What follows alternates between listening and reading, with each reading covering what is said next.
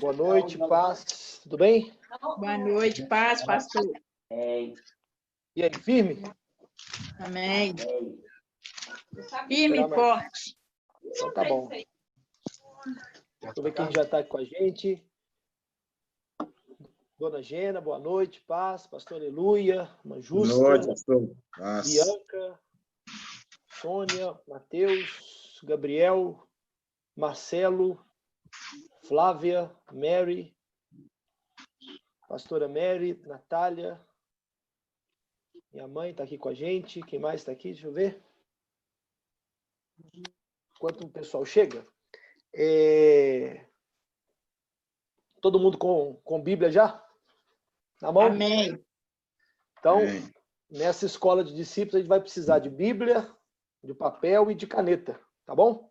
Já estou aqui com a minha Bíblia. Mostra a Bíblia aí, vamos ver. Vamos ver, cadê a Bíblia? Mostra aí. Ah, muito bem, muito bem. Amém. Muito bem. Tá aí com a palavra de Deus todo mundo, né? Amém. A novela Pastor. Apocalipse é agora? É. Ah, Passando. deixa pra lá, né? A Pastor, novela... Oi. aqui no meu, onde eu entrei aqui, tá mostrando gravando alguma coisa? Ah, ok. Boa pergunta. Nós estamos gravando essa aula. Depois vamos ver se a gente deixa salvo em algum lugar para a gente poder assistir depois, tá bom? Amém. Melhorando a tecnologia. Então, a aula está sendo gravada. Caso Amém. alguém depois queira assistir de novo, vamos ver como é que a gente disponibiliza para o pessoal assistir, tá bom? Tem mais gente entrando aqui. Deixa eu só ir aceitando para a gente começar a aula, ok? Outra coisa que nós não vamos ter nessa aula, graças a Deus, é limitação de horário pelo Zoom também. Então, não vai cair com 40 minutos. Graças a Deus. Melhorando. Pessoal que está chegando agora, sejam bem-vindos. Essa aula tem duração de 1 hora, né? E nós vamos aqui falar sobre Apocalipse, vamos falar sobre o final dos tempos. A gente começa dando um panorama hoje, daquilo que nós vamos falar, e para a gente não ficar muito... para não parar muito, vamos separar os 10 minutos finais para perguntas e comentários, tá bom? Porque senão a gente não tem aquela dinâmica de continuar o assunto. Tá certo? Paz. Deus abençoe a todos. E aí, vou pedir o seguinte, para a gente ter uma boa dinâmica de aula, todo mundo com papel, caneta na mão, a Bíblia, e para não ter problema, todo mundo desliga o microfone aí. Porque aí, se alguém precisar falar, que eu vou pedir algumas pessoas para lerem alguns textos, e aí, se precisar falar, liga o microfone. E aí fica mais fácil, né? Já que tem muita gente, a gente já está com 21 pessoas aqui com a gente. 21 pessoas. Então, a gente tem aqui inscrito, estou falando os nomes aqui, e você já tem inscrito. O Adriano está aí? Oi. Ângela, Bianca, Araújo, Bianca, Larissa, Carla dos Santos, Charles Araújo, Daniela Marciano, Denise, Edna, Pastor Clécio, Já não está assistindo mais nada, não. Efigênia, Flávia, Francisco, Gabriel, Haroldo, Justa, Caio, Letícia Andrade, Marcelo, estou falando todo mundo que está inscrito aí. Maria Madalena, Marlene, Mary, pastora Mary, Matheus, Natália, Nilza. A Nilza está aí com a gente? Acho que não, né? Rayane Andrade, Silvani, Suedi, Sônia e Vânia. São essas pessoas que foram inscritas. E vamos começar, então, a nossa aula. Todo mundo com papel e caneta.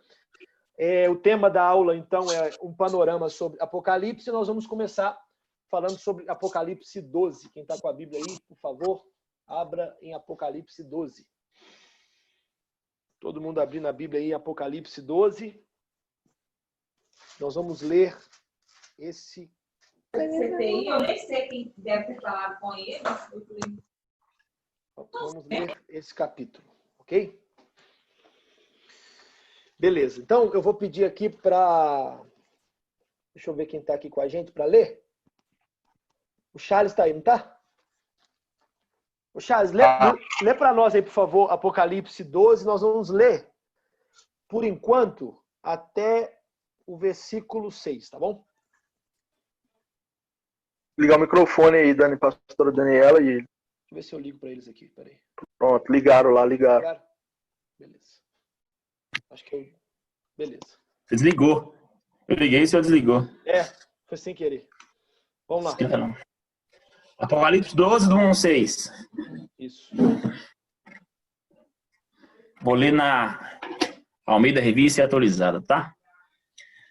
Viu-se grande sinal no céu, a saber, uma mulher vestida do sol, com a lua debaixo dos pés e uma coroa de 12 estrelas na cabeça, que, achando-se grávida, grita com as dores de parto, sofrendo tormentos para dar à luz.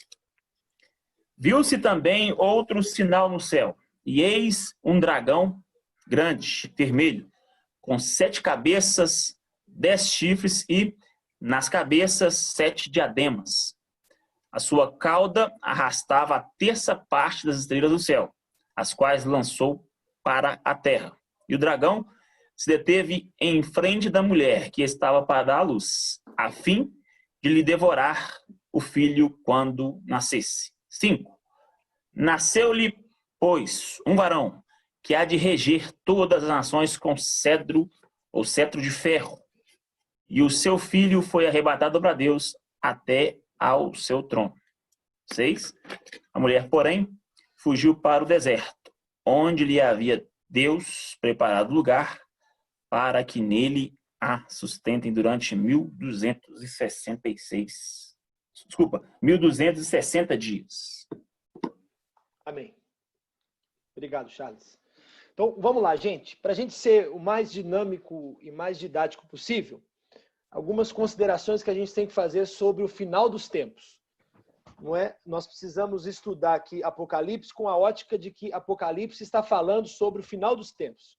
Coisas que ainda vão acontecer. Então, para a gente entender Apocalipse, a primeira coisa que a gente tem que entender é que a palavra Apocalipse no grego significa tirar o véu. Ap no grego é tirar, lipse o véu. Então, quando Deus revelou para o apóstolo João foi o escritor do Apocalipse, dos 22 capítulos. Quando Deus revelou para o apóstolo João a visão do Apocalipse, o que Deus queria? Deus queria tirar o véu da sua igreja. Ou seja, Apocalipse, inclusive na tradução para o inglês, por exemplo, o termo lá no inglês é revelação. Não é? Apocalipse significa revelação. Então, por que muita gente não entende Apocalipse? Eu não sei se alguém aqui já teve experiência com Apocalipse, de ler e não entender absolutamente nada. Aliás, pode ser que alguém tenha lido aí agora e viu dragão, mulher, vestida com sol, e a sua cabeça tenha baralhado toda, porque você olha para esse conjunto de expressões, né? Uma mulher vestida de sol, como assim? E você não entende nada. E aí você acaba desistindo de ler. Mas a primeira coisa que a gente tem que entender é o seguinte: quando Deus mostrou para João as visões que ele descreveu em Apocalipse, o que é que Deus queria fazer? Deus queria tirar o véu. Deus queria revelar. Então, Apocalipse não é o livro dos mistérios. Apocalipse é o livro da revelação. Não dá para a gente ter medo do que está em Apocalipse. Nós temos que olhar para esse texto com carinho, não é? Como ele deve ser olhado, e entender que Deus quer mostrar para nós algumas coisas. Não é? Tem gente que acha que Apocalipse é só para gente teólogo, só para especialistas em escatologia que podem entender. Mas, na verdade, não. O que Deus quer com Apocalipse? Deus quer revelar. Então, a primeira chave dessa noite, para a gente, às vezes, desmistificar, né, o Apocalipse, a gente está estudando um texto que é muito pouco lido nas igrejas, que poucos pastores entendem, que poucos cristãos, aliás, a maioria dos cristãos olha para Apocalipse e se assustam. Eu já vi cristão falando que não gosta de ler Apocalipse porque tem medo. Ele vê lá um dragão, mulher com 12 estrelas na cabeça, e fala, meu Deus do céu, o que é isso? E ele tem medo. Mas não. Qual que é o propósito desse livro? O propósito desse livro é revelar a vontade de Deus para a sua igreja. É revelar o que Deus vai fazer nos últimos dias. Então, quando você lê Apocalipse, você tem que se enxergar nessa história aqui. Nós estamos, sem dúvida alguma, vivendo tempos apocalípticos. Ouvimos isso o tempo inteiro, né? Pessoas até que não são cristãs falam, ó, estamos vivendo apocalipse, são tempos apocalípticos. Então, a primeira chave nessa noite é essa, né? Então, eu queria que vocês abrissem aí, por favor, para a gente entender o propósito de Apocalipse, em Apocalipse 1:3. É o segundo texto da noite que nós vamos ler, para a gente introduzir aquilo que nós estamos lendo aí em Apocalipse. A gente chega lá naquilo que nós lemos, que é Apocalipse 12. Mas eu preciso fazer essa introdução com vocês. Apocalipse 1:3. Vamos lá. Para a gente ser bem dinâmico e para não ficar só eu falando, deixa eu pedir aqui a irmã Flávia para ler para a gente o Apocalipse 1:3. Se você puder destravar. Aí, destravou o microfone. Apocalipse 1:3, por favor, irmã Flávia. Posso ler? Feliz aquele que lê as palavras desta profecia, e felizes aqueles que ouvem e guardam o que nela está escrito, porque o tempo está próximo. Olha que coisa poderosa, né? Primeiro capítulo de Apocalipse, terceiro versículo do livro, o que João está dizendo, inspirado pelo Espírito Santo? Que feliz, não é com medo, não é triste, não é angustiado. Feliz é aquele que lê Apocalipse. Então, a primeira coisa que a gente tem que entender é que nós somos chamados por Deus hoje de felizes, porque nós estamos lendo isso aqui.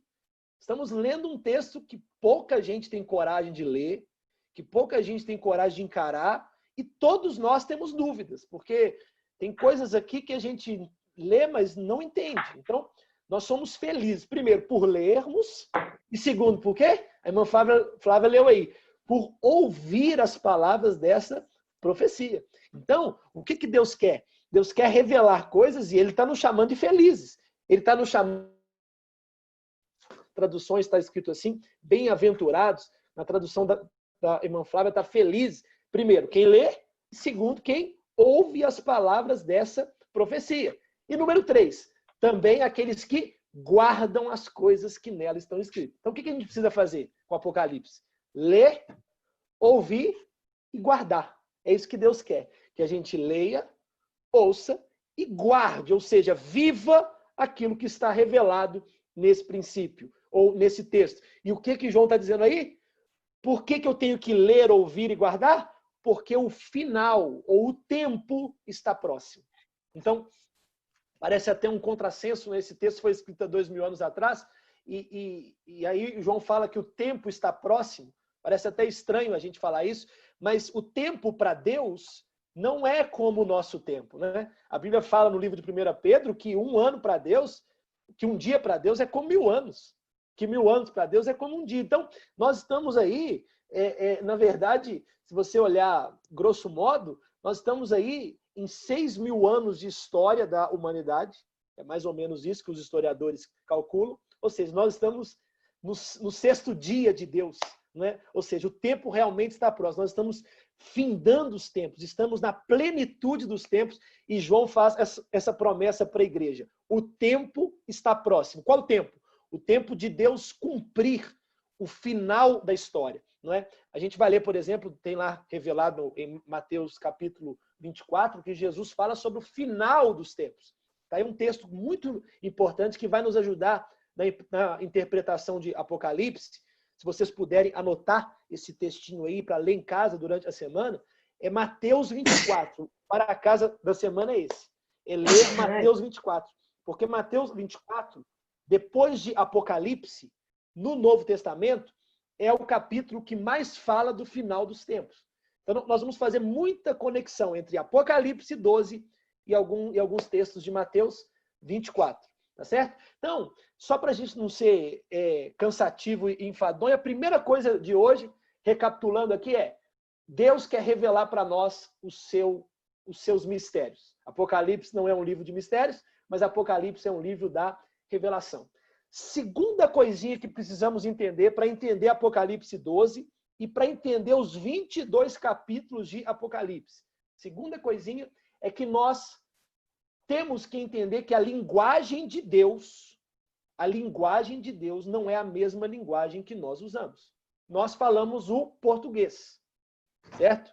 Você vai lá na França, lá eles falam francês, né? Você vai lá nos Estados Unidos, lá eles falam inglês. E no céu, qual é a linguagem do céu?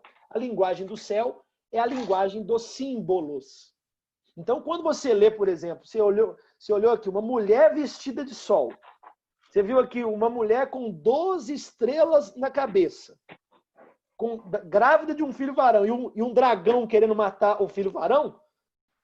De duas uma. Ou você acha que Deus está criando um mundo paralelo, não é? Pior do que Nárnia, ou você entende que Deus aqui tem um propósito e ele está usando símbolos. Então, por que muita gente erra e fica assustada com o Apocalipse? Porque não entende que a linguagem de Deus é a linguagem dos símbolos. Aliás, se você pegar a Bíblia inteira é cheia de símbolos. Por exemplo, no batismo de Jesus, tinha lá um animal. Quem lembra qual é o animal? Pode destravar o microfone e responder. Qual animal que estava no batismo de Jesus? A pomba. Quem lembra?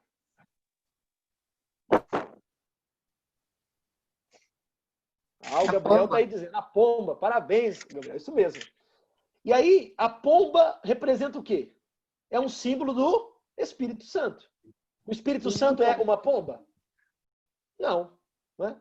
Então, a pomba é um símbolo do Espírito Santo de Deus. Eu esqueci de falar, gente, só para a dinâmica da aula ficar boa, a gente tem um chat aí. Se vocês quiserem escrever no chat as coisas, pode escrever. Eu vou deixar o chat aberto. E se alguém quiser escrever, né, pode escrever no chat. Bom? E aí, quando eu fizer alguma perguntinha para vocês, tem um joinha aí também, no Zoom, que vocês podem dar um joinha, tá? Que aí eu vejo que vocês estão aqui participando bem, vocês podem dar um joinha aí. Estou vendo que ali o Gabriel já deu um joinha, aí vocês podem dar um joinha, tá bom? Nós estamos agora com 28 participantes já.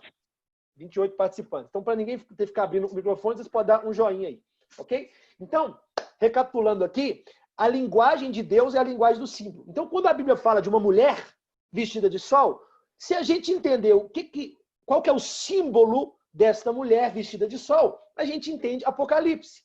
Por exemplo, Jesus falou sobre, lá na ceia, né, na última ceia, ele apontou para o pão e disse, isto é o meu corpo. Agora, a pergunta que eu te faço é, o pão é o corpo de Jesus? Não. O pão é um símbolo do corpo de Cristo. Então, a linguagem bíblica é uma linguagem de símbolos. A Bíblia fala que o nosso Deus é o leão da tribo de Judá. Isso é um símbolo da força de Deus, do poder de Deus. Não é? A Bíblia fala que João Batista chamou Jesus de cordeiro.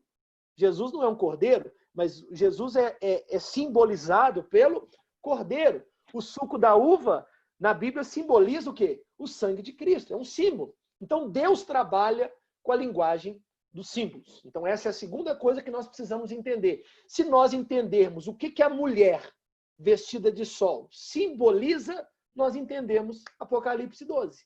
Se nós entendemos o que o dragão simboliza, nós entendemos Apocalipse 12. Então, as perguntas que nós vamos fazer hoje é, o que a mulher simboliza?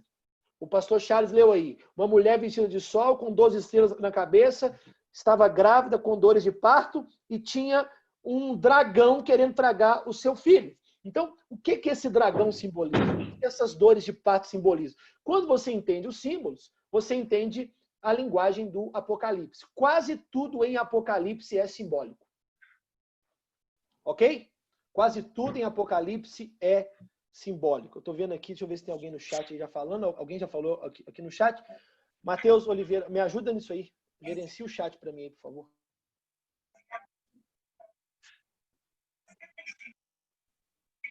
Beleza, Matheus? Tô aqui. Ok. Então, por exemplo, para a gente entender alguns símbolos, vocês estão me ouvindo bem aí? Um joinha aí. Tá bom, tá todo mundo me ouvindo então. Uma coisa importante sobre os símbolos. Eu vou falar uma coisa aqui que é muito importante. Quando você pega os 3 primeiros capítulos de Apocalipse, alguém já leu aquelas cartas das igrejas da Ásia? Já leram essas cartas? Os 3 primeiros capítulos de Apocalipse são reservados a 7 cartas. Então, quando você pega, vocês podem pegar aí na Bíblia de vocês, para não ficar... vocês não acreditarem no que eu estou falando, mas vocês conferirem. O capítulo 1 é o quê? É uma apresentação. O capítulo 2 fala do quê? Da carta da igreja de Éfeso. No capítulo 2, versículo 8, fala da igreja de Esmirna. No capítulo 2, versículo 12, igreja de Pérgamo. No capítulo 2, versículo 18, carta para a igreja de Tiatira. No capítulo 2, no capítulo 3, carta para a igreja de Sardes. No capítulo 3, versículo 7, carta para a igreja de Filadélfia. E termina com a última carta, a 7ª carta, que é a igreja de Laodiceia.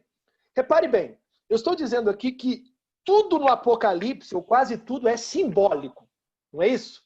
Então, olha que revelação poderosa para as nossas vidas. Quando você pega as 7 cartas, na época que João escreveu as 7 cartas, olha o que havia. Naquela época haviam 7 igrejas numa região chamada de Ásia Menor. Era uma região.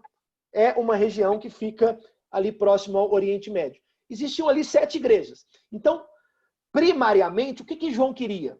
João queria revelar propósitos para essas 7 igrejas. Se fosse hoje, João ia escrever lá uma carta para a igreja da América do Sul, outra carta para a igreja da América do Norte, outra carta para a igreja da Europa, por exemplo. Não é? Então, João escreve para as igrejas que compunham a região que ele escreve 7 cartas. Então, cada igreja daquela, primariamente, recebe uma carta com o quê? Com uma advertência, com uma promessa, enfim. Quando você pega as cartas, por exemplo, vamos pegar uma carta aleatória aí. Alguém me sugere aí, alguém pode ligar o microfone e me sugere uma carta aí, pra gente ler. Éfeso. Éfeso. Quem falou isso? Quem falou aí? Eu, Mateus. O Mateus falou, beleza. Então, vamos lá. Só para a gente entender aonde que eu quero chegar. Nós estamos falando dos símbolos, né? Deixa eu pedir aqui, quem que pode... Pastor Clécio, lê a carta de Éfeso aí, por favor. Espera aí que eu vou entrar aqui.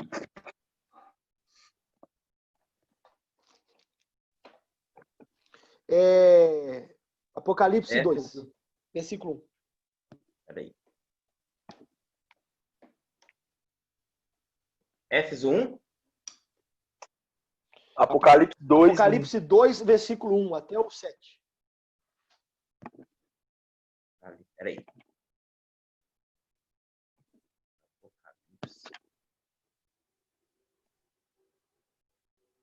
2, 1 até o 7? Isso. Ao anjo da igreja em Éfeso, escreve: Isto diz aquele que tem na sua destra as 7 estrelas que anda no meio dos 7 candeeiros de ouro. Conheço as tuas obras e o teu trabalho, e a tua perseverança. Sei que não podes suportar o mal, suportar os maus, e que puseste à prova o que se dizem apóstolos e não são, e os achaste mentirosos. E tens perseverança, e por amor do meu nome sofreste e não desfaleceste. Tenho, porém, contra ti que deixaste o teu primeiro amor. Lembra-te, pois, onde caíste, arrepende-te, e pratica as primeiras obras, e se não brevemente virei a ti, e removerei do seu lugar o teu candeeiro, se não te arrependeres. Tens, porém, isto que aborreces as obras dos nicolaítas, as quais eu também aborreço. Quem tem ouvidos, ouça o que o Espírito diz às igrejas. Ao que vencer, dá-lhe-eis a comer da árvore da vida, que está no paraíso de Deus. Até aqui? Beleza. Então nós lemos aí, pegamos uma carta aleatória, nem estava planejado, nem combinei nada. Nós pegamos uma carta aleatória para a igreja de Éfeso, que era uma igreja que ficava na Ásia Menor. Agora, olha a revelação. Existem 3 formas de interpretar as 7 cartas do Apocalipse. A primeira forma é uma forma histórica. O que eu quero dizer com isso? Estas igrejas foram igrejas que realmente existiram na Ásia Menor, na época do apóstolo João. Então, a primeira forma de interpretar as cartas do Apocalipse é que João escreve sobre os problemas daquela igreja de Éfeso. Por exemplo, ele fala aí da prática dos nicolaítas, que o pastor Clécio disse. Quem eram os nicolaítas? Era um grupo infiltrado na igreja que praticava a imoralidade. Então, João fala, ó, vocês estão praticando aí a obra dos nicolaítas, eu estou de olho em vocês precisam converter. E aquela igreja estava com esse problema. Então, João adverte aquela igreja para mudar de vida. A Bíblia fala em Hebreus 12:6, que Deus corrige a todos quanto ele ama. Então, toda pessoa que Deus ama, Deus corrige. Então, você vê aqui o apóstolo João corrigindo a igreja de Éfeso. Nós pegamos uma carta aleatória, certo? Então, a primeira forma de interpretar as cartas do Apocalipse é uma forma histórica.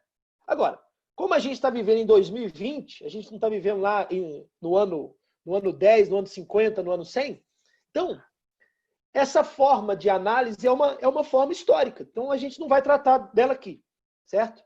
A outra forma de olhar para essas cartas é pensando o seguinte: tudo que está nestas cartas, tudo que está aqui, pode ser aplicado de uma forma ou de outra na igreja no tempo presente.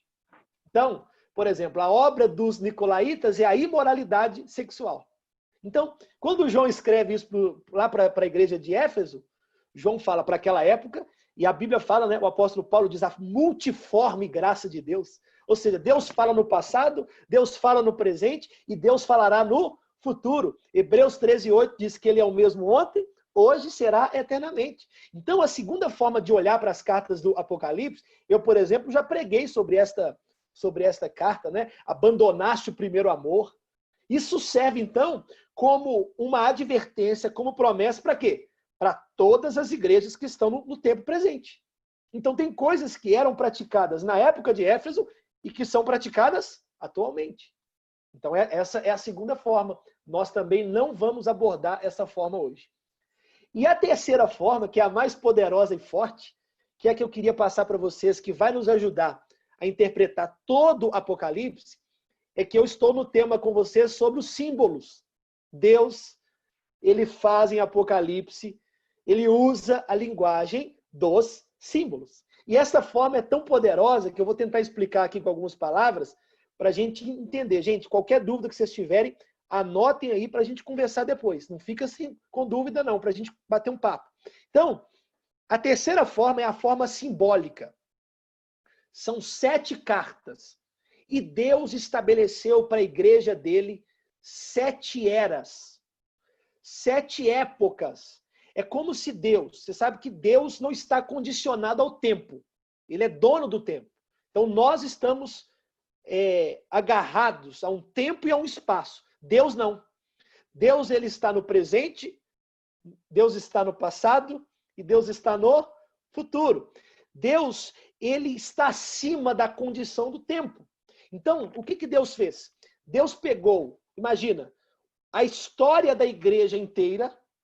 Imagina isso. Deus pegando a história da igreja, desde Jesus até a época que Jesus vai voltar. Ele pegou a história da igreja inteira e ele dividiu em 7 eras. E as 7 eras são exatamente as 7 cartas do Apocalipse. Ou seja, cada igreja dessa representa uma era da igreja. Vou te dar aqui um exemplo. A igreja de Éfeso, que é a primeira igreja, representa a igreja apostólica. A igreja lá no começo, no ano 100 depois de Cristo. Uma igreja que foi perseguida, mas uma igreja que cresceu, mas que com o passar do tempo foi abandonando o primeiro amor. A igreja de Esmirna, que é a segunda igreja, estou dando aqui exemplos, representa a igreja perseguida, a igreja dos mártires. Os cristãos dessa época foram perseguidos pelo Império Romano e foram mortos. E aí Deus escreve essa carta, mostrando que nas 7 eras da igreja, ou nos 7 tempos que a igreja viveria, essas cartas seriam encaixadas em cada tempo. Agora, se nós estamos falando que as 7 cartas são 7 eras, nós estamos entrando aonde? Na ideia dos símbolos. Então, anote essa palavrinha no seu caderno. Deus trabalha com símbolos. Estamos falando dos símbolos em todo o Apocalipse. E estou dizendo, as 7 cartas são 7 eras das igrejas, que simbolizam 7 tempos que a igreja vive. Então, a pergunta que não quer calar é, e aí muita gente pode estar se perguntando agora, em qual era nós estamos hoje? Essa que é a pergunta. Se nós respondemos essa pergunta, a gente vai conversar aqui e a gente vai claramente entender o que é que Deus quer falar com a gente hoje. A pergunta é, nós estamos em qual era? Em qual momento? Quando você pega as 7 cartas, quais são as cartas ou qual a carta que aplica para o nosso tempo de hoje? Então, eu vou parar aqui, recapitular e falar. Primeiro, estamos falando dos símbolos. Segundo, estamos falando que as 7 cartas representam 7 eras da igreja, ou seja, simbolizam 7 eras. E aí eu tenho uma pergunta que é um desafio. Quem quiser abrir o microfone para responder é, na sua opinião, qual é a era que nós estamos hoje? Qual a carta que Laodiceia. hoje? Laodiceia. Tá falando aí? Laodiceia. Falou Laodiceia, a irmã Edneia falou Laodiceia. Quem tem outro palpite? O anjo da igreja é 6. Quem tem outro palpite? Estamos vivendo a última era, Laodiceia. A última era. Ô, gente, vocês podem dizer outro palpite. Se alguém tiver outra opinião, por enquanto a gente não tem resposta. Estamos aqui sem saber ainda qual a era que nós estamos.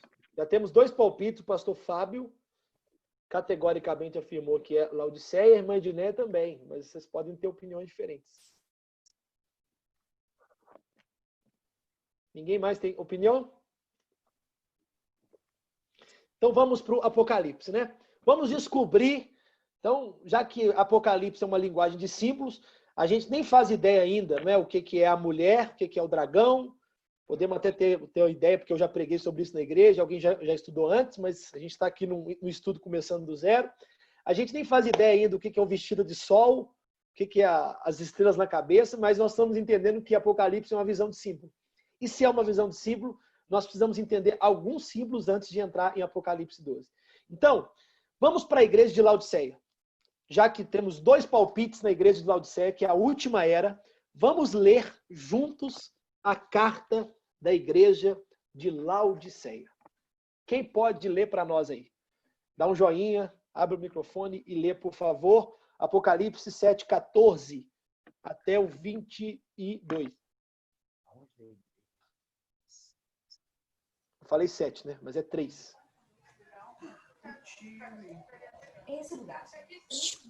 Quem vai ler?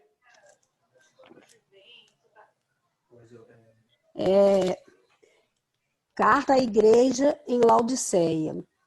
Ao anjo da igreja em Laodiceia, escreve: Estas coisas diz o Amém, a testemunha fiel e verdadeira, o princípio da criação de Deus. Conheço as tuas obras, que nem és frio nem quente. Quem dera fosses frio ou quente. Assim, porque és morno e nem és quente nem frio, estou a ponto de vomitar-te da minha boca. Pois dizes, estou rico e abastado, e não preciso de coisa alguma, e nem sabes que tu és infeliz. Sim, miserável, pobre, cego e nu. Aconselho-te que de mim compres ouro refinado pelo fogo, para te enriqueceres, vestiduras brancas para te vestires, a fim de que não seja manifesta a vergonha da tua nudez, e colírio para ungires os olhos, a fim de que vejas. Eu repreendo e disciplino a quantos amo. Se, pois, zeloso e arrepende-te. Eis que estou à porta e bato. Se alguém ouvir a minha voz e abrir a porta, entrarei em sua casa e cearei com ele, e ele comigo. Ao vencedor, dar-te-ei-te sentar-te comigo no meu trono, assim como também eu venci e me sentei com meu Pai no seu trono. Quem tem ouvidos, ouça o que o Espírito diz às igrejas. Amém. Olha que coisa poderosa. Eu queria destacar na leitura que a Mary fez aqui, duas coisinhas para a gente conversar um pouco. Duas coisas que são fundamentais para entender a igreja de Laodiceia. Ou seja, a última era da igreja. A primeira coisa é que a Bíblia está dizendo que essa igreja é morna. Ela não é fria e nem quente. Então, talvez alguma semelhança com a igreja de hoje não seja, talvez não, com certeza alguma semelhança com a igreja de hoje não é coincidência.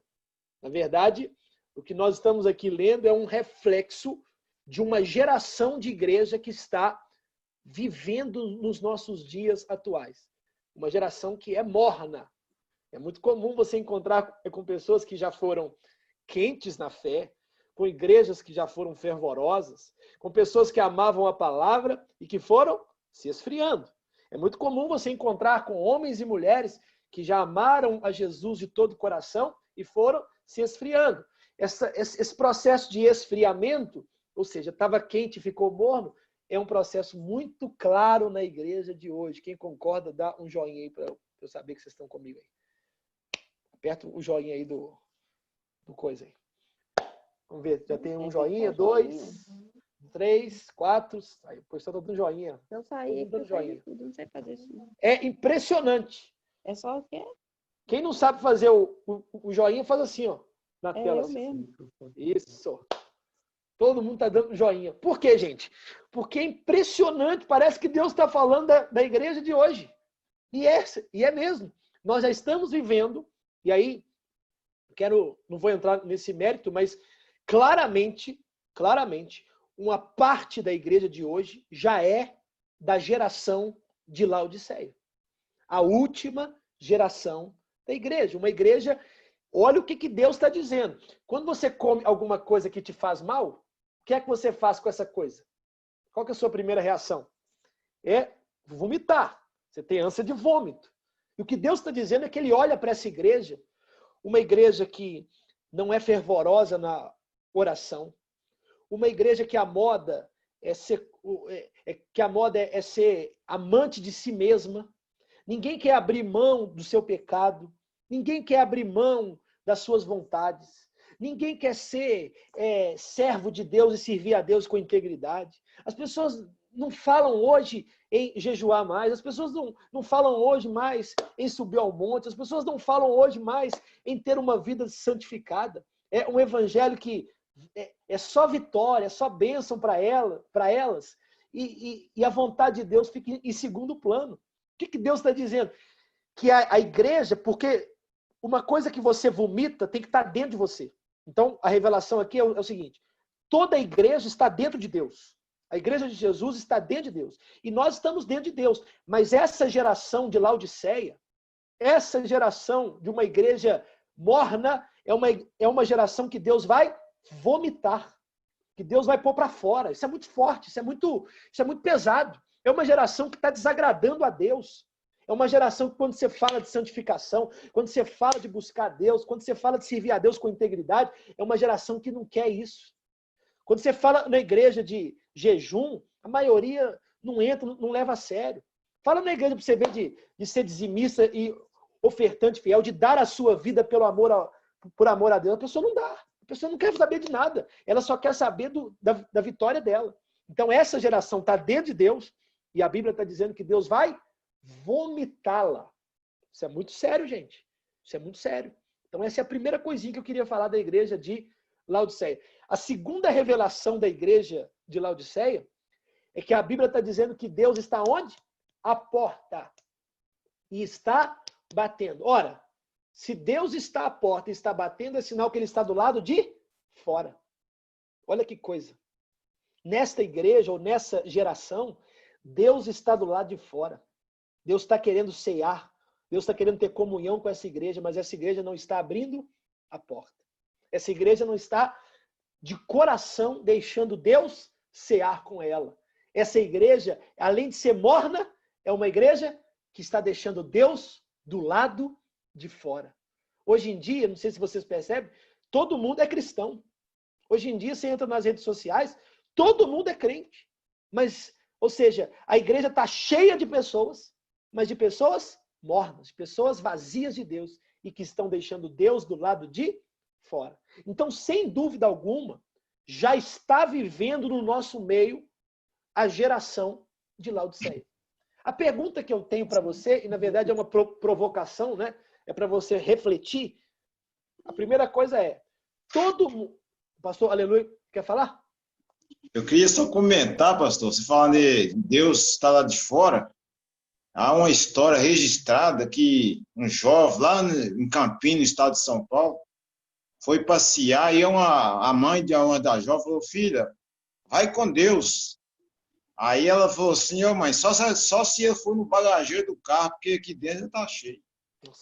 E passado algumas horas depois, veio a notícia que aquele carro que aquele jovem estava, tombou, deu uma grande batida e não escapou nenhum deles. Então, muitas das vezes nós estamos deixando Deus de fora mesmo da nossa casa, do nosso coração, né? Então é isso, é pura verdade que o senhor está falando aí. Também você fode demais. Ou seja, a igreja de Laodiceia. Essa menina que respondeu isso para a mãe faz parte da igreja de Laodiceia, da geração de Laodiceia. Uma geração que vai ser vomitada por Deus. Então a primeira provocação que eu tenho para você é toda a geração ou toda a igreja de Laodiceia é morna. Toda a geração de Laodiceia é derrotada, está colocando Deus do lado de fora? Não. A Bíblia está dizendo que para cada geração, sempre no último versículo, Deus fala ao vencedor. Olha que revelação poderosa. Dentro de Laodiceia, eu posso ser um vencedor. Dentro de Laodiceia, eu posso ser alguém diferente. Vocês vão ver que nas 7 cartas, nós vamos falar muito sobre o simbolismo do vencedor. Nós vamos falar muito sobre o simbolismo do vencedor. Dentro das 7 cartas, ou seja, nas 7 eras da igreja, Deus sempre termina com a palavra para o vencedor. Sabe o que eu creio? Que está aqui hoje participando da escola de discípulos? Os vencedores. Sabe por quê? Porque não é todo mundo que se interessa por Apocalipse, não. Não é todo mundo que quer saber da volta de Jesus, não. Não é todo mundo que está buscando o Maranata, hora vem o Senhor Jesus. Não. O pessoal de Laodiceia não está nem aí. Mas o vencedor, que somos nós, eu creio nisso. Aquele que abre mão da sua própria vida, aquele que se entrega pelo reino de Deus, aquele que tem uma vida de oração, aquele que busca ser melhor, que é o nosso lema do mês de agosto, o vencedor. Para o vencedor de Laodiceia, o Senhor está dizendo, dar-lhe-ei sentar-se comigo ao meu trono, assim como também eu venci e me sentei com meu Pai no seu trono. Ou seja, o vencedor de Laodiceia, isso é chamado na escatologia, os vencedores de Laodiceia, é chamado dos vencedores tardios. São os vencedores dos últimos dias. Aqueles que vão viver num contexto difícil, num contexto duro de viver, mas que vão fazer a diferença. Quero declarar sobre a sua vida que você, no meio de Laodiceia, você é um vencedor. Você é uma vencedora. Você é um servo de Deus que vai até o fim. E Deus está dizendo, olha, eu colocarei vocês no meu trono. Eu vou colocar vocês assentados no trono comigo. Isso é uma promessa para o vencedor da igreja de Laodiceia. Então, a primeira questão e provocação é, todo mundo de Laodiceia, todo mundo desta era é perdido? Não. Tem os vencedores, certo? E a segunda questão que eu queria provocar vocês refletirem junto comigo, é a carta anterior a Laodiceia. Lembrando que nós estamos falando dos símbolos. Eu preciso entrar nesse detalhe para a gente entender que tudo é simbólico. Olha a carta anterior a Laodiceia. É a carta de Filadélfia. A carta de Filadélfia é a 6ª igreja. E eu queria ler com vocês na igreja de Filadélfia, eu queria ler com vocês o seguinte versículo. Abram aí, por favor, no versículo, deixa eu ver se eu acho aqui.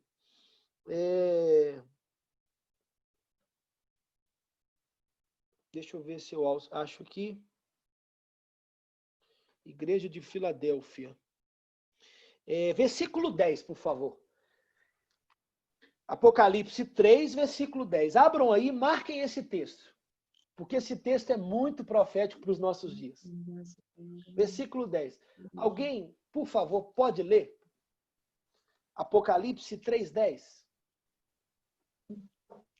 Eu vou ler. Visto que guardastes a palavra da minha perseverança, também eu te guardarei na hora da tribulação, que há de vir sobre todo o mundo para provar os que habitam sobre a terra.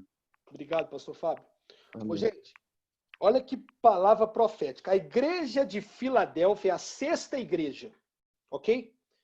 E quando você olha para as características da igreja de Filadélfia, você vê que ainda existe um remanescente de Filadélfia vivendo nos tempos de hoje. Ou seja, eu poderia dizer aqui, sem medo de errar, que nós estamos numa transição entre a igreja de Filadélfia e a igreja de Laodiceia. Você vê que a igreja de Filadélfia, eu vou ler aqui alguns outros trechos para vocês entenderem. Olha o versículo 8. Conheço as tuas obras, e eis que tenho posto diante de ti uma porta aberta, a qual ninguém pode fechar. Que porta é essa? É a porta da pregação do evangelho. A igreja de Filadélfia representa uma era da igreja em que a igreja cresceu para o mundo inteiro. Quando você olha para o mundo hoje, o mundo está todo evangelizado. Antigamente, você tinha lugares que as pessoas não ouviam a palavra. Hoje em dia, praticamente todo mundo, a porta do evangelho foi aberta. A porta do evangelho na nossa época, né, o pessoal que nasceu aí em 70, 80, 90, a porta do evangelho nessas décadas, ela foi aberta. Então Deus está dizendo que para a igreja de Filadélfia, ele vai colocar uma porta aberta. Então é a sexta era da igreja. Não é? E aí ele diz, eis que farei alguns dos que são da sinagoga de Satanás, desses que a si mesmos se declaram judeus e não são, mas mentem, eis que os farei vir e prostrar-se aos seus pés e conhecer que eu te amei, porque guardaste a minha palavra da perseverança, também eu te guardarei da hora da provação. A igreja de Filadélfia representa a igreja que vai viver o arrebatamento. É a primeira vez que eu falo nessa palavra nessa noite. Guarde essa palavra, porque nós vamos falar muito sobre ela. O arrebatamento da igreja. Olha a promessa para a igreja de Filadélfia. Você guardou a minha palavra e eu te guardarei da hora da provação que há de vir sobre o mundo inteiro para experimentar os que habitam sobre a terra. Que provação é essa que a Bíblia está dizendo? Para você entender essa provação, eu não vou ler com você hoje, porque nós vamos entrar nesse texto depois a fundo. Mas você pode anotar aí. Você pode anotar aí para você estudar em casa. Essa aprovação está revelada em Mateus 24, 29. Jesus fala sobre a grande tribulação. E também está revelada em Daniel 9, 20, a partir do 20 até o 27. É a última semana de Daniel, os 7 últimos anos. Jesus chama de grande tribulação. Então, primeira coisa, olha o que a igreja de Filadélfia, que é quem? Muito provavelmente somos nós também. Nós estamos num mix entre Filadélfia e Laodiceia. É a igreja que vai viver o arrebatamento. E aí eu queria deixar aqui uma chave para você. Porque você guardou as palavras da minha boca, Deus dizendo, eu te guardarei do quê? Da grande tribulação. Eu te guardarei dessa grande tribulação que aqui está dizendo, este grande problema que vai assolar o mundo inteiro. Então a igreja de Filadélfia, que representa a sexta era, que muito provavelmente nós estamos vivendo nela, é uma igreja profética, que vai ser livre da grande tribulação por causa do arrebatamento. Essa palavra vai falar muito conosco ao longo dessa semana, gente. Jesus vai arrebatar a sua igreja. Jesus virá para que nós tenhamos um encontro nas nuvens com ele. Um encontro nas nuvens com ele. esse arrebatamento. Nós vamos falar muito sobre ele. E eu queria só fazer uma introdução aqui sobre 3 verdades que nós precisamos entender para a gente entrar em Apocalipse 12. Mas vamos parar um pouquinho. Muita informação. Respira. Inspira, expira. Não fica desesperado, porque nós vamos entender esses textos.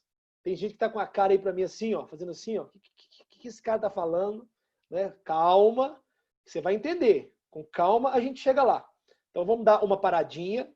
Faltam 10 minutos para a gente acabar a aula, então nós vamos entrar na hora das perguntas.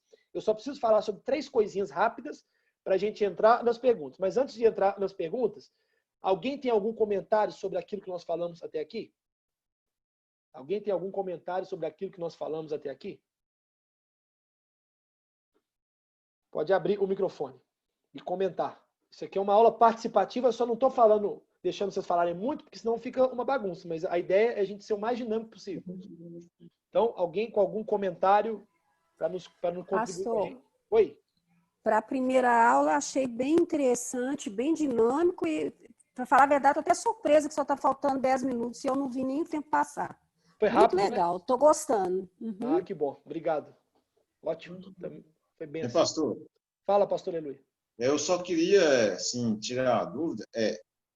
Igual você falou, o Senhor vai nos livrar da tribulação, da grande tribulação. Eu queria saber, assim, a igreja de Cristo, ela vai passar a tribulação na Terra ou não? Ou o Senhor vai arrancá-la da Terra antes da tribulação, da grande tribulação? Pronto. Essa é uma pergunta, pastor Eloy, que vai ser o tema da aula de semana que vem. E é o seguinte, eu queria falar para vocês, anotem aí, gente, porque aqui, ó, deixa eu falar uma coisa para vocês. Nós não entraremos aqui na discussão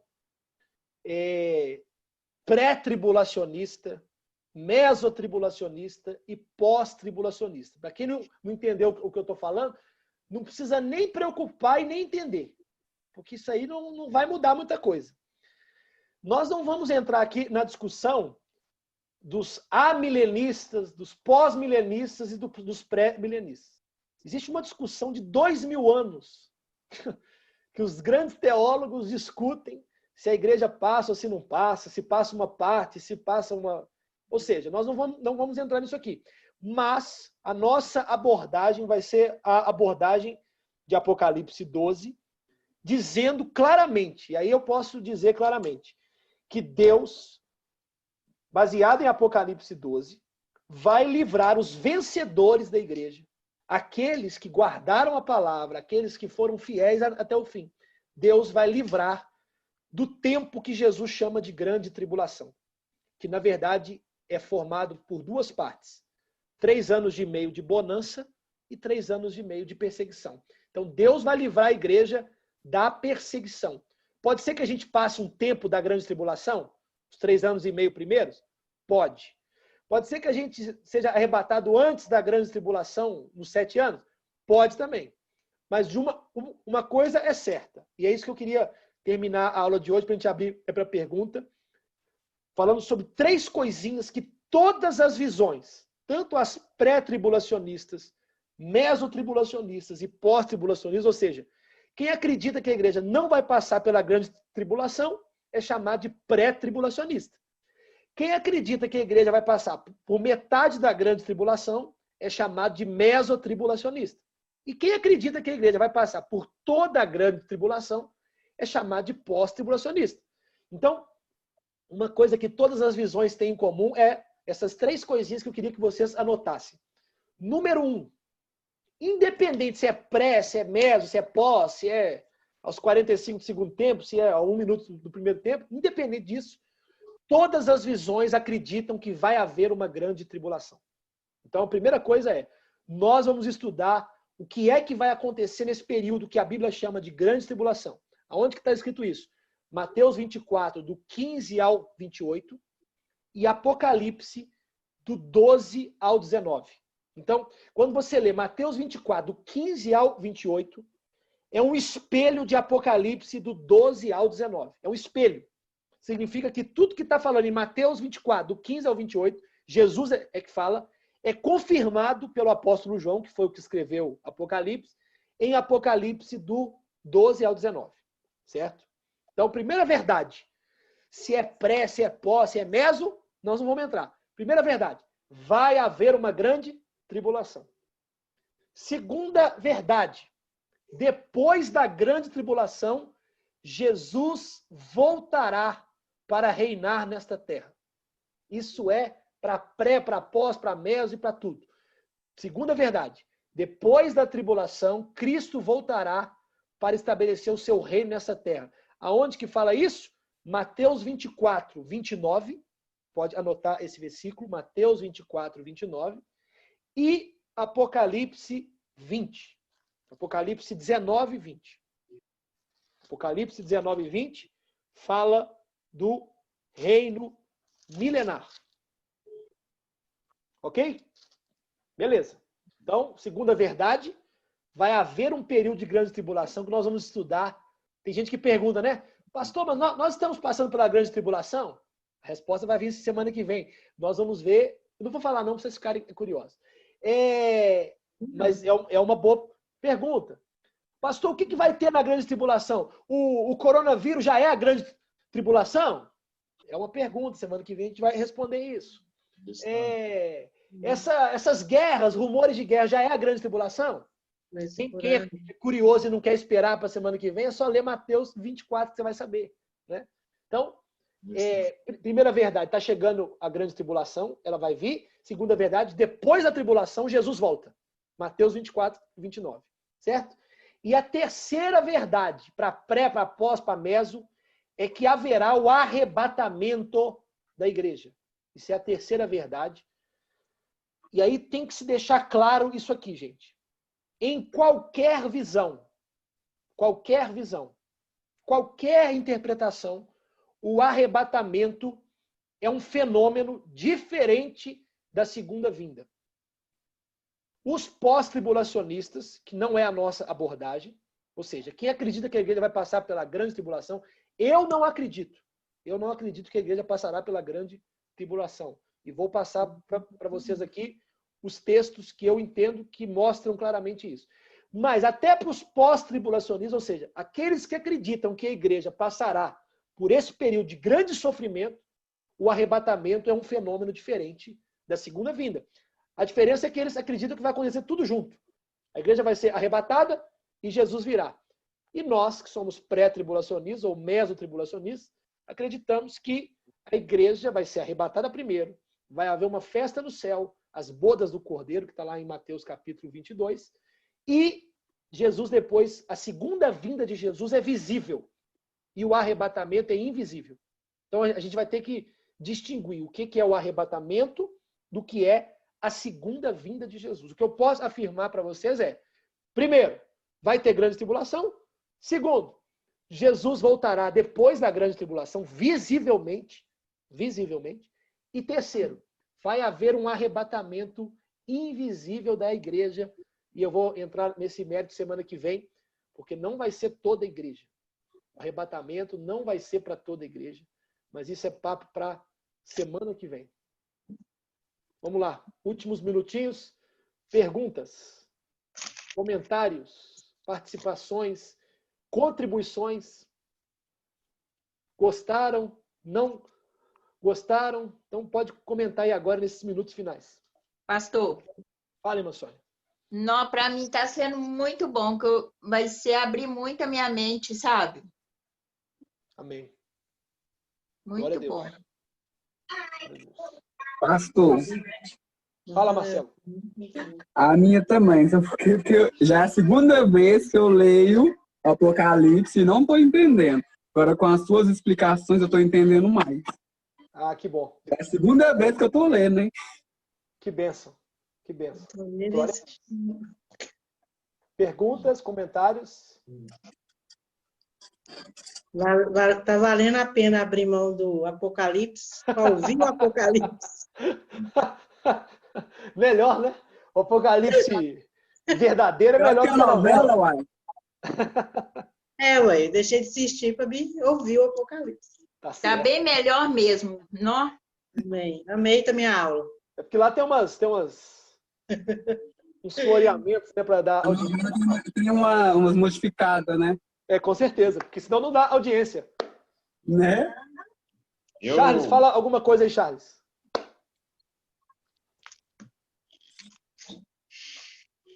Amém. Forte demais. Que nós usemos isso de grande aproveito para crescimento e desenvolvimento na fé, né? O Haroldo está aí, eu não sei se ele está ouvindo. Se ele estiver ouvindo, Haroldo, você que é muito interessado nesse assunto, dá uma palavrinha aí. Ai. Está ouvindo aí? Oi, pastor. Estou ouvindo, sim. O que você achou? Muito bom, viu, o estudo. Estou gostando demais. Gostou? Muito bom, gostei. Muito bom. Tem muita coisa para a gente aprender juntos. Amém. Vamos sim. Semana que vem, vamos ver se eu converso com vocês antes, vocês que são muito interessados aí. A pastora Mary, o pastor Fábio, o Charles, o Haroldo, são pessoas que já manifestaram interesse, que gostam muito, os outros também gostam. E se tiver a contribuição, vocês vão poder falar semana que vem. Vou dar um espaçozinho para vocês contribuírem com alguma coisa. Pastor Heitor, também eu amei, estou gostando muito, eu sempre tive a vontade de entender Apocalipse. Eu acho que os pastores pregam muito pouco sobre o Apocalipse, deviam pregar mais para orientar a igreja. Verdade, amém. Pastor, oi. A Ângela que está falando. Oi, missionária. Eu lia Apocalipse, às vezes eu tinha medo de ler, porque ele é muito forte, né? Muito pesado.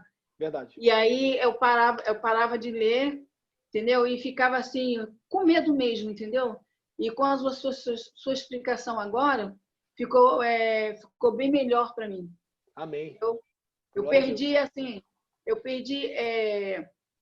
aquela coisa, estou tendo interesse de voltar a ler Apocalipse para.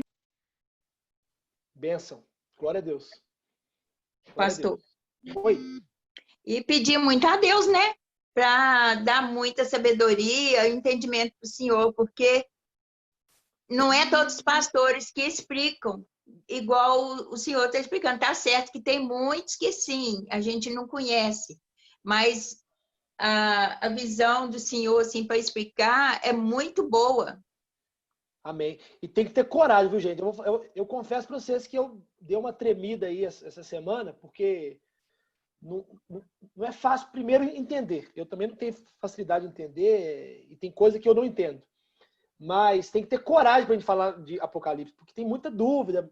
Eu mesmo tenho algumas dúvidas, então a gente tem que ter coragem para estar aqui junto.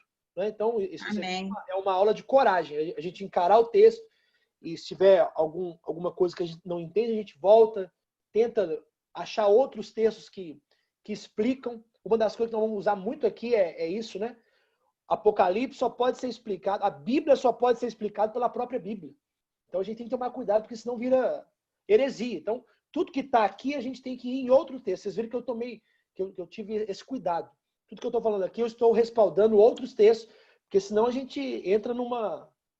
E aí é o que eu acho, né? Eu posso falar, a mulher vestida de sol sei lá, é a rainha da Inglaterra. Se eu falar um negócio desse, eu estou errado, porque não está na Bíblia. Então a gente tem que tomar cuidado. Vocês viram que eu não falei de Apocalipse 12 hoje, certo? A gente leu Apocalipse 12 e eu falei dos tópicos, dos símbolos, etc., mas não falei de Apocalipse 12, porque eu precisava introduzir o assunto.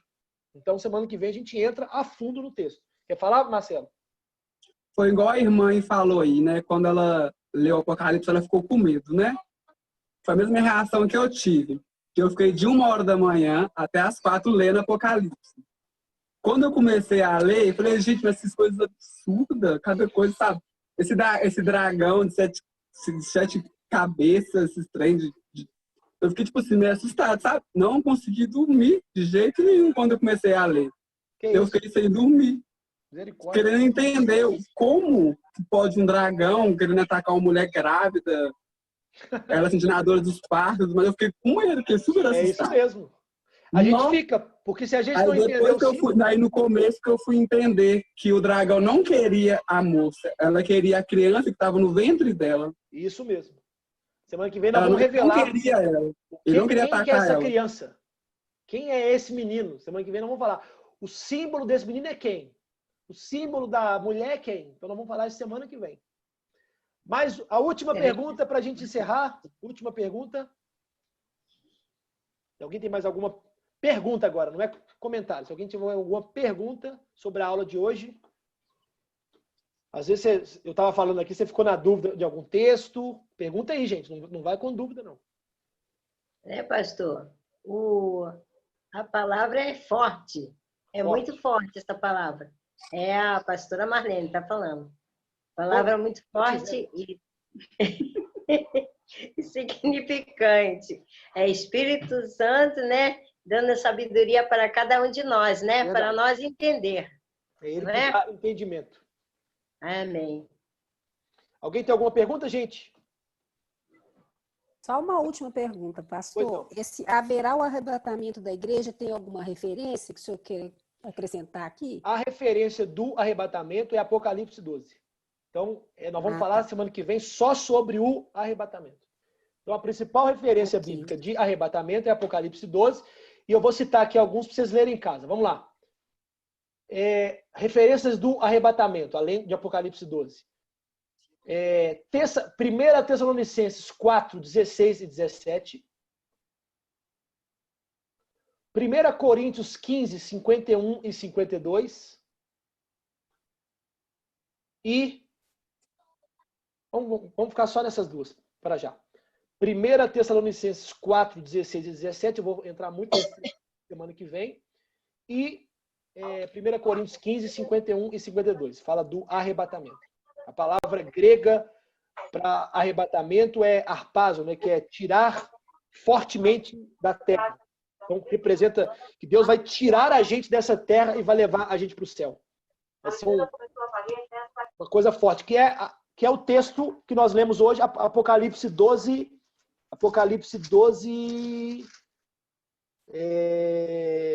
5, que fala: nasceu, pois, um filho varão que há de reger sobre as nações da terra, e o seu filho foi arrebatado. É a palavra grega de Tessalonicenses também. Ou seja, foi tirado da terra fortemente, ele foi tirado, arrebatado da terra.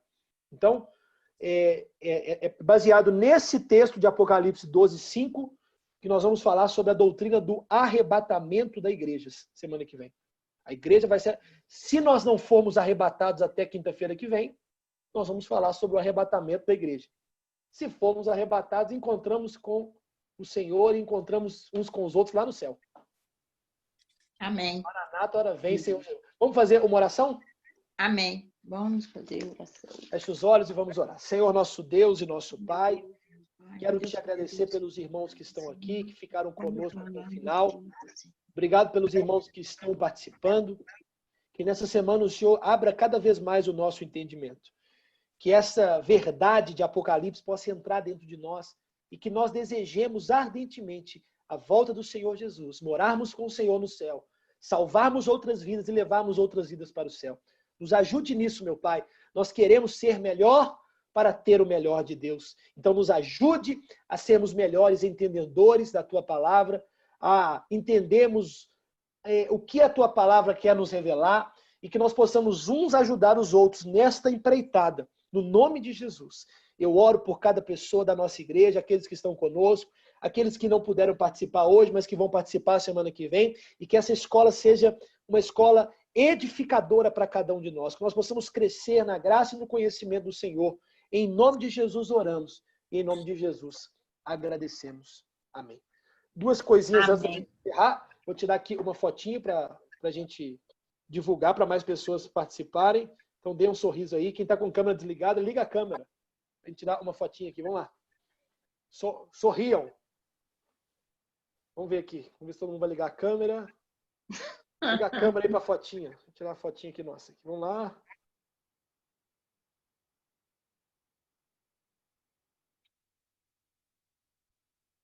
Maravilha.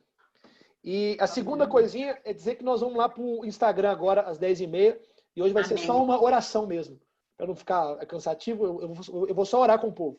Então, você que tem Instagram, 10h30 a gente vai estar orando. É uma oração, vai durar 15 minutos só a live. É um tempo de oração para o nosso TSD. Quem tiver Instagram e puder entrar, 10h30 a gente vai estar orando, tá bom? Amém. Estarei lá. Pela participação, gente. Vão anotando as dúvidas aí. Se tiver dúvida, já pode falar semana que vem. Tá bom? Amém. Deus abençoe a todos. Tamo Amém. junto. Obrigado, viu? Amém. Deus, paz. Paz.